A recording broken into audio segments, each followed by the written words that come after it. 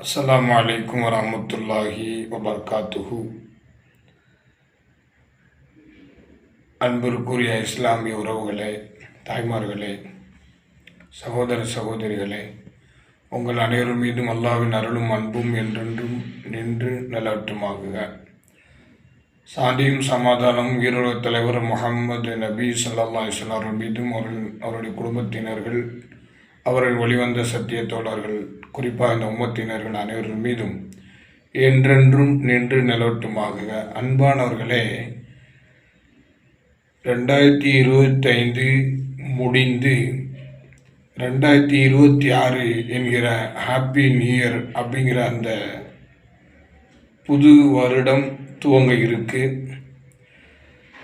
பொதுவாக ஒரு விஷயத்தை நம்ம மனதளவில் அது பதிவு செய்யப்பட வேண்டும். எந்த ஒரு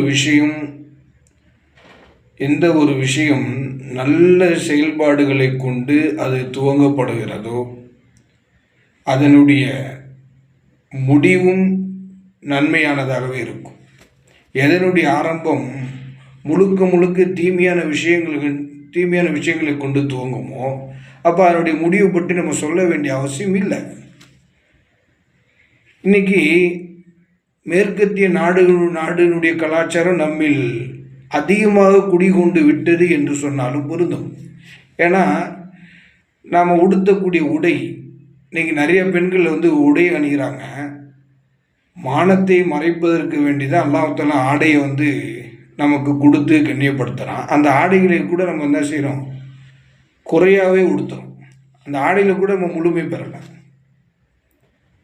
முதல்ல அந்த வெக்கம் என்கிற உணர்வு இல்லை அப்படின்னா நீ விரும்பியதெல்லாம் செய்து கொள் என்பதாக நபி ஸல்லல்லாஹு அலைஹி வஸல்லம் அவர்கள் கடிந்து கொண்ட விஷயங்கள்லாம் ஹதீஸில் பதிவு செய்யப்பட்டிருக்கு. அன்பானவர்களே, மேற்கத்திய நாடுகளுடைய கலாச்சாரம் ஹாப்பி நியூ இயர் அப்படின்னு சொல்லி நீங்கள் என்ன செய்றீங்க, நைட்டு இரவு நேரத்தில் கேக்கு வெட்டுவதும் இனிப்புகளை கொண்டு உங்களுக்கு மத்தியில் சந்தோஷத்தை வெளிப்படுத்துகிறோம் என்கிற ரீதியில் அவங்களுடைய கலாச்சாரத்தை நீங்கள் பின்பற்றி போகிறீங்க அப்படிங்கிற மறந்துடாதீங்க.